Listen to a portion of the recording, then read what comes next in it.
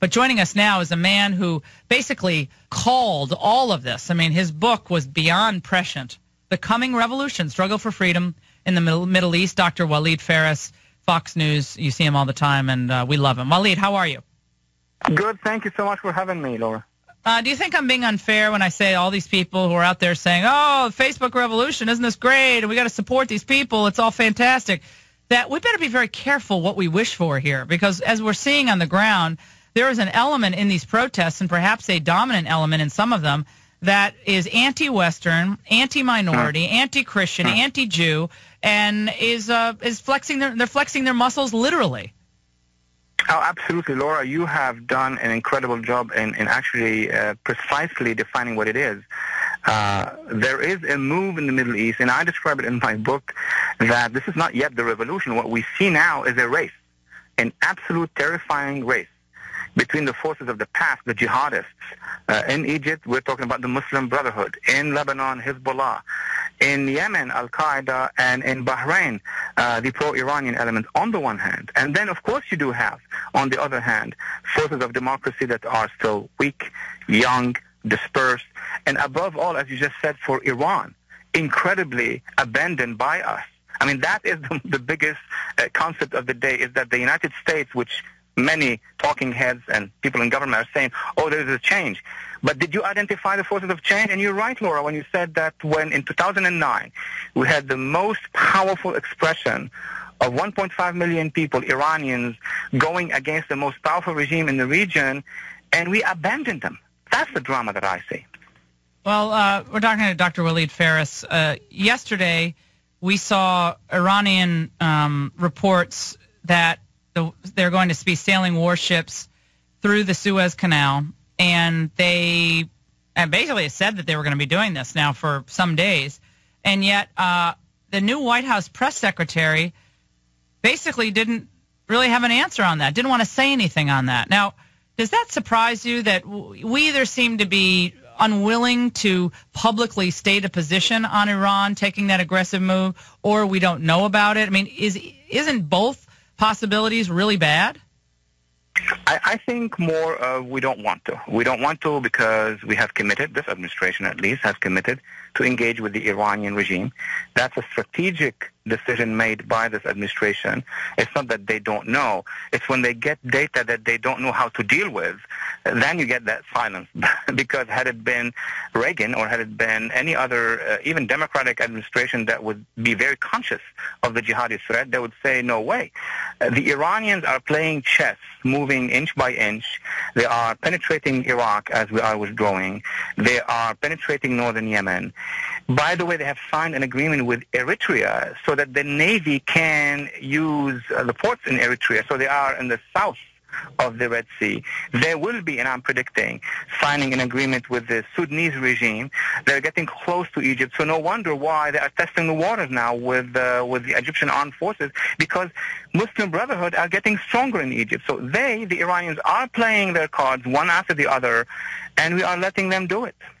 Well, I just laugh through the tears when I remember just a couple of weeks ago all these pundits on television saying, well, the Muslim Brotherhood doesn't have any power. I mean, they don't really have any constituency. They're minor figures. They're minor figures in Egypt. And then all of a sudden, little MBs. Yeah, poor little MBs. Oh, yeah, we're going to call them MBs. That makes them sound so cute and cuddly. But it's obvious. It was obvious from the beginning. There wasn't a really strong centralized force in these protests. So whichever group was going to step into the vacuum first was going to get the publicity and was going to get the play. And now we're hearing that they'll be part of some transitional government, and they're sitting down with the military leaders, and now all of us seem like we're playing catch up in the government here.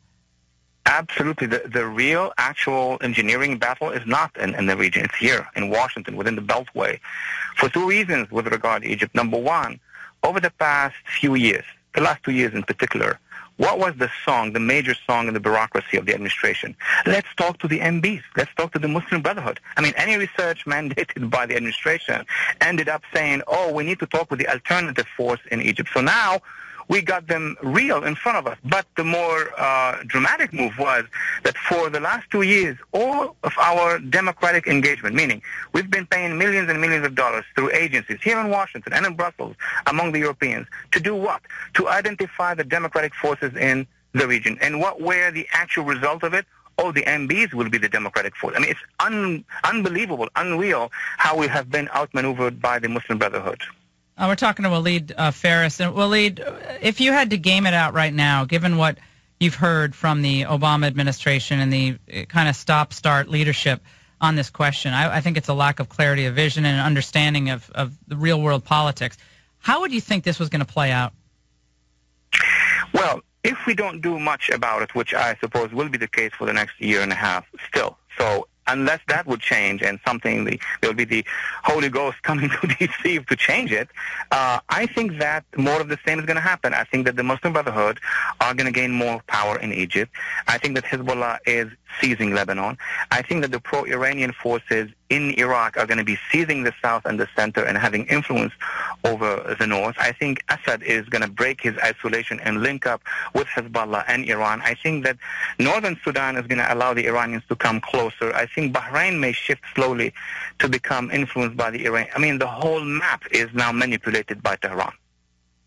Walid, also, I have to ask you about this Lara Logan beating, which was brutal and sustained, sexual in nature, according to CBS News. She's recovering back in Washington. And she, her story seemed to be so jarring to so many people. And yet, the more I thought about it, and prayers go out to her family and her, it's a horrible thing that happened to her.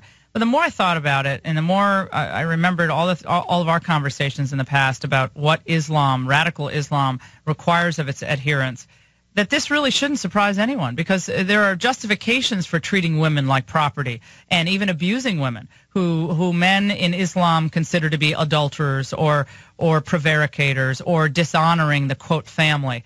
And we've seen these types of honor attacks and honor killings in our country, in this country of the United States of America. Absolutely. I mean, what was shocking to me is that it happened not 2 or 3 males did it, which could happen in any country. 200, that's a chunk of demonstrators. It means that there is something wrong in the political culture. For the last 30 years, we were supposed to have a government and then institutions. We were funding everything so that they would reduce anti-Semitism. Some of the slogans, and the screams against her, well, you're Jewish. She isn't. Or you are American. How come you have a predominant political culture within society in Egypt that revealed itself that are so extreme? And we have been dealing with Egypt for so long, paying so much money, and our experts were saying, well, they are not violent if we solve the Arab-Israeli conflict. It has nothing to do with the Arab-Israeli conflict. So that's very, very disturbing, and I'm praying for her as well. Yeah, untangle Israel, and I still think you have a lot of incredible animosity and aggression toward anything Western, and she represented a Western, a Western symbol to clearly those criminals and those freakish radicals in the crowd. And I think that was an excellent point you made. These weren't just a couple men. This was a big part of that one section of the protest that descended upon her and separated her from her crew. And so all these liberals out there say, oh, well, we have to support the aspirations of the Egyptian people. They better be very careful, because a lot of these people, the first thing they'd do is put Hollywood and all these scantily dressed singers and actresses of the United States up against a wall, okay? Because they don't want any part of that Western world. A lot of these protesters, not all of them, but there's an element that we better understand before we start supporting this stuff. That's my point, and that's been my point consistently. Walid, your book was so prescient and such important reading for anyone who cares about freedom, and whether freedom in the Middle East or freedom here, because we have an increasing concern about even Sharia law and aspects of it being respected and used to justify violence here in the United States. We have to be ahead of this curve, not behind it. Dr. Walid Phares, thank you so much for joining us. Thank you for having me.